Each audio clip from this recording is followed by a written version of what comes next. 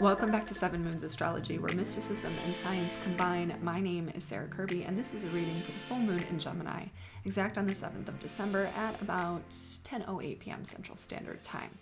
So I'm excited about this one because I'm going to do it in a bit of a different way than I normally do. I'm going to explain this energy to you through a story, a life experience that I had that I think perfectly illustrates it. And I think that couldn't be more well-timed because Gemini is about storytelling. It's one of the major things that it represents: how we think, how we talk, how we communicate, the words that we write, the mental processes of the mind, and connecting with other people, sharing information. But before we do that, I'm going to highlight the major components of this energy so we can pick them apart through each part of the story.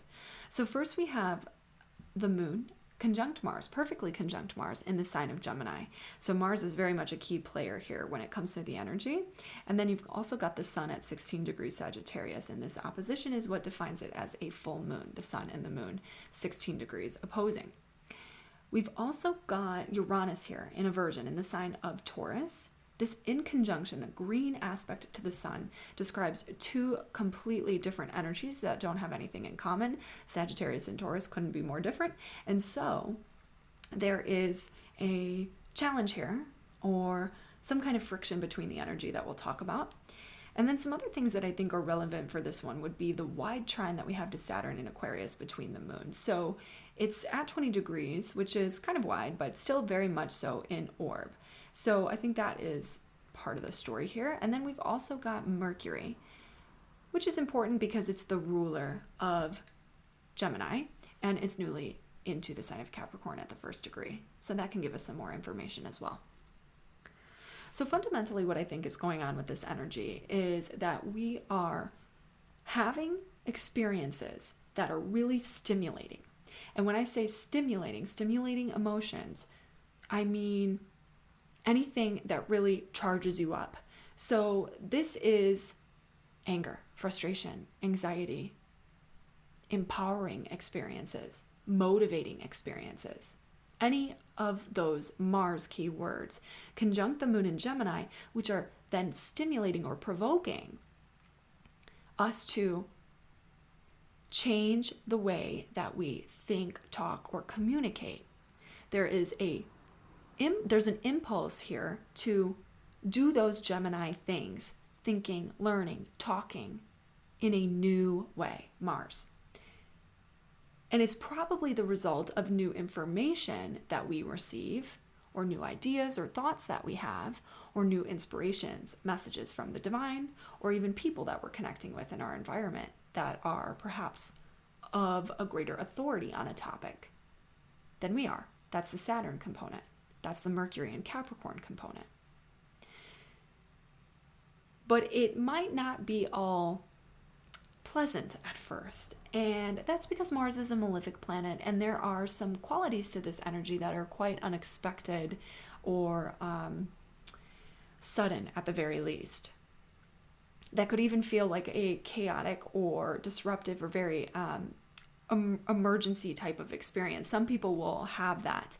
Not everybody, and I don't want you to worry about that, but there is a bit of this kind of like shock and awe quality to this energy coming through Uranus in aversion to the sun, and Mars can do that a little bit as well.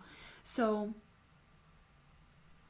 really, I think what I want to call this energy is it's an energy of rerouting. 2 weeks ago at the new moon in Sagittarius, it was pretty pleasant for most people because it was allowing us to project into the future a vision of what it's going to look like and return to a place of more hope and faith and optimism than we're normally able to access. It could be really kind of exciting and affirming time where we get the inspiration for a new, exciting future.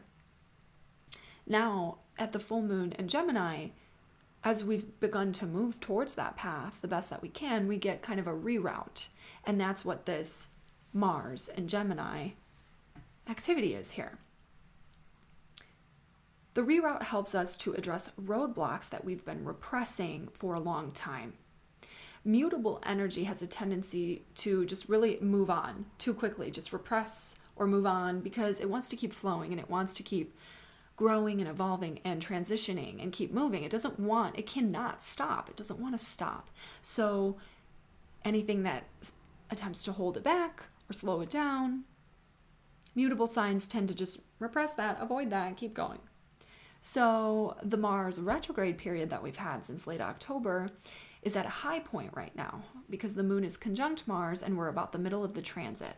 And Mars retrograde transit is meant to help us reevaluate where we're spending our energy. It's meant to help us reevaluate how we think and how we talk and the kind of information we're consuming and what's important to us, and to help us to change our mind where we need to, and help us to protect our energy better and to use it in a more efficient way. So we're getting a lot of that clarity right now, but it comes in the form of disruptive or stimulating experiences. Learning information that is new to us and requires us to maybe adapt and change from what we've known before can sometimes be an uncomfortable experience. And I think that's what that Uranus and Taurus is all about. In order to keep growing and evolving, Sun and Sag, sometimes you have to be a little bit uncomfortable, Uranus and Taurus. And if you're paying attention to any of the emotional experiences that come up, whether it's something that deeply frustrates you, something that angers you, something that makes you feel anxious, or it's something that motivates you deeply, or it's something that helps you to feel more empowered, inspires you to take action, it's to look at that. It's to look at what your ambitions are. It's to look at what your achievements have been so far and where it feels out of alignment with the future you're envisioning, Sun and Sag, so that you can pivot and reroute accordingly. Sometimes detours feel like they slow us down, feel like they get in our way, feel like they obstruct where we're trying to go. And you may feel that way, especially with Saturn's involvement here and the moon conjunct Mars.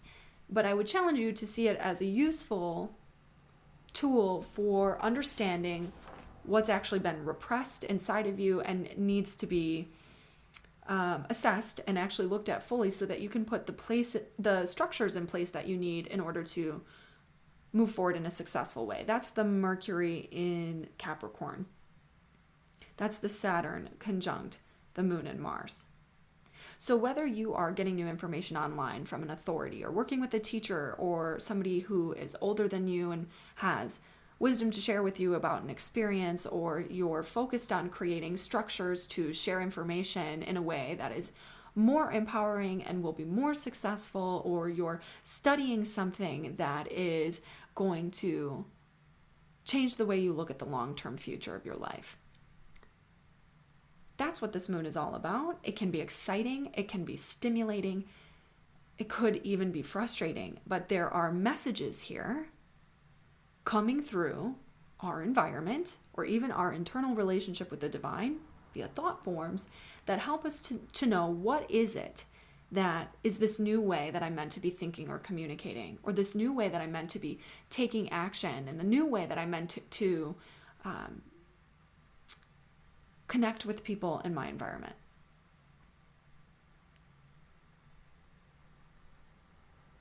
Some of us are a little bit more fixed in nature and we don't want to go with the side quests and the detours and the rerouting, because we're very willful at the same time with that Mars energy. You know, we were kind of dead set on what the plan was going to be or what it would look like. And now it's like, okay, well, the mutable energy helps us to see the reason why making these sorts of changes is beneficial in the long run, and to adapt.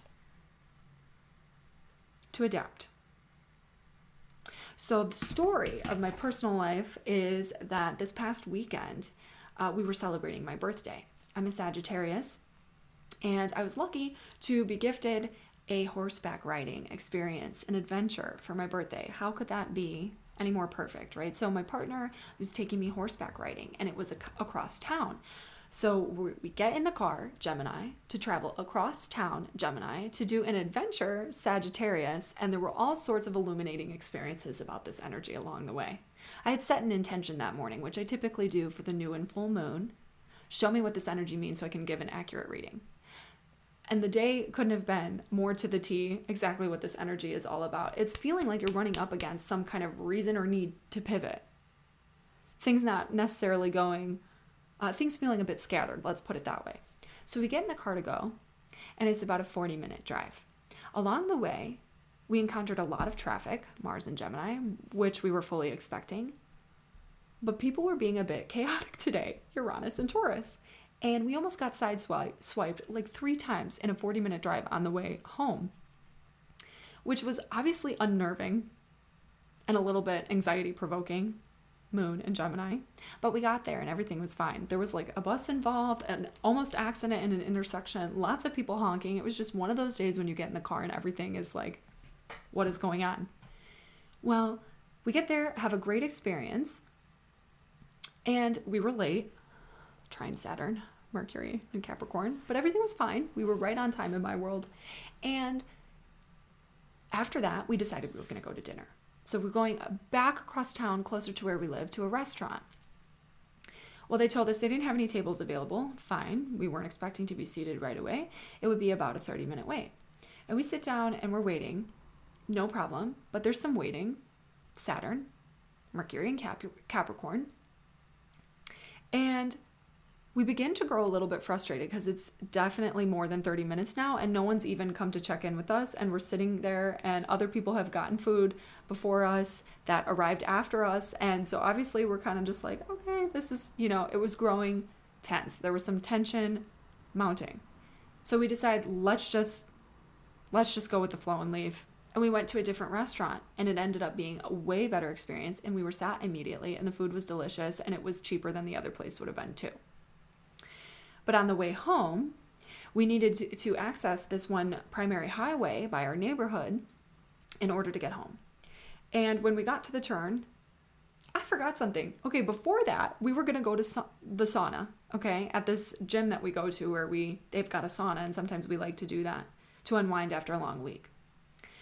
Well, we drive all the way there, which was another 20 minutes from the restaurant, and found out that the place was closed because they had changed their hours. So that was another reroute in the plan. Okay, after that, we went to go home and we had to access this main road necessary to get to our neighborhood. And there was a huge accident. It was such a bad accident that there was a car flipped over in the center of the road in the middle of the highway, and there were police cars, police forces, Mars, all over the place blocking the entrance to the highway. It seemed like everybody was okay, but there was definitely an emergency, a chaotic emergency. Uranus and Mars, the police were involved, travel and cars were involved. And I'm like, this could not be any more of a clear expression of what this energy is all about. So we had to re-navigate a big circle around to get home. Thank God we were safe, because some other people's experience of this energy is being the person whose car is flipped over. The next morning, my partner and I got in a very long discussion about how to communicate differently in our relationship due to some frustration we were experiencing, which was another manifestation of this energy as well. So it's not really the literal events that occur, because I know some other people that are studying a new language. Hello, if you're watching. In order to make a long-term dream possible to move to a new country. That's Sun in Sagittarius, foreign countries, foreign relations, learning a new language, Mars, new language, Gemini. Probably working with a teacher or doing something to make a stronger case for the government authorities, Saturn and Aquarius. That's another way that this energy can manifest.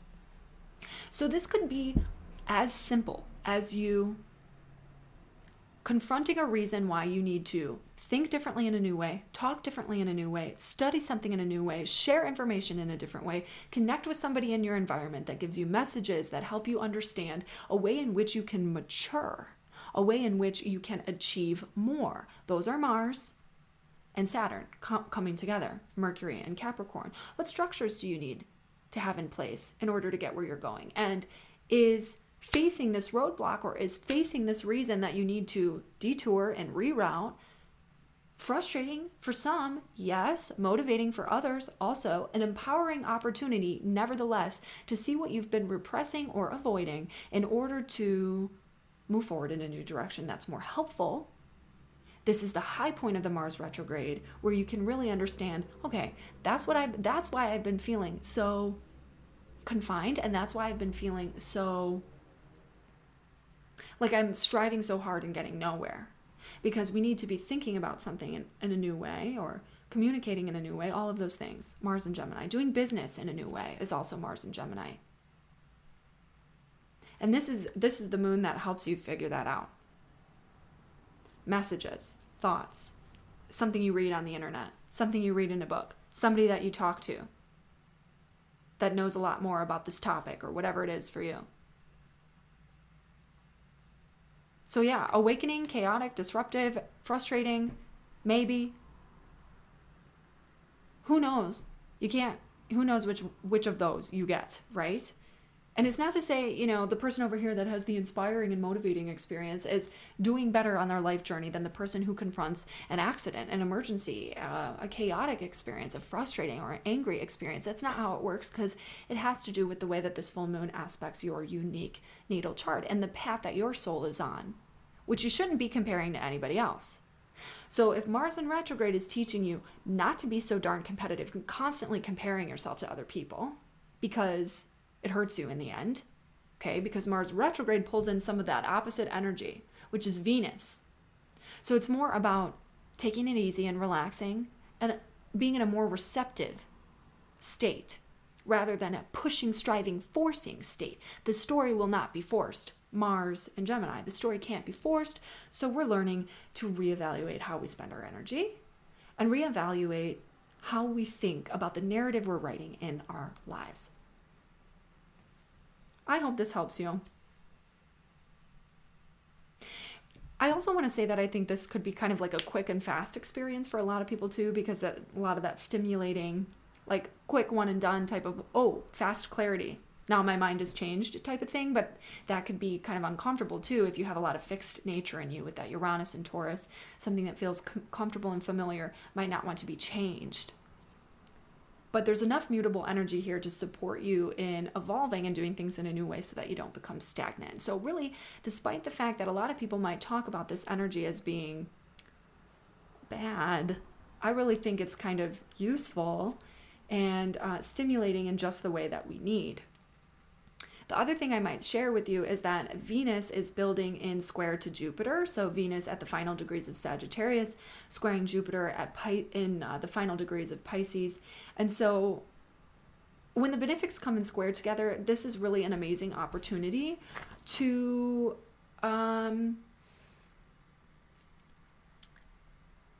have new desires for growth and opportunities.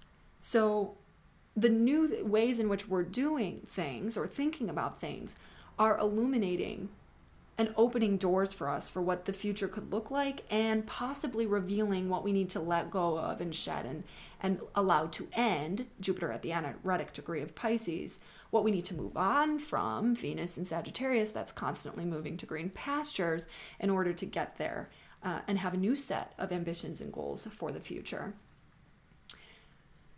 And the framework that we need to do that is what we begin to understand here and now. The framework that we need to make it happen.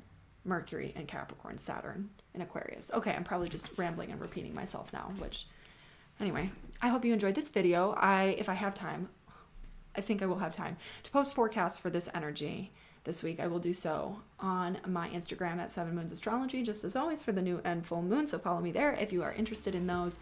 And I will see you in the next one with energy.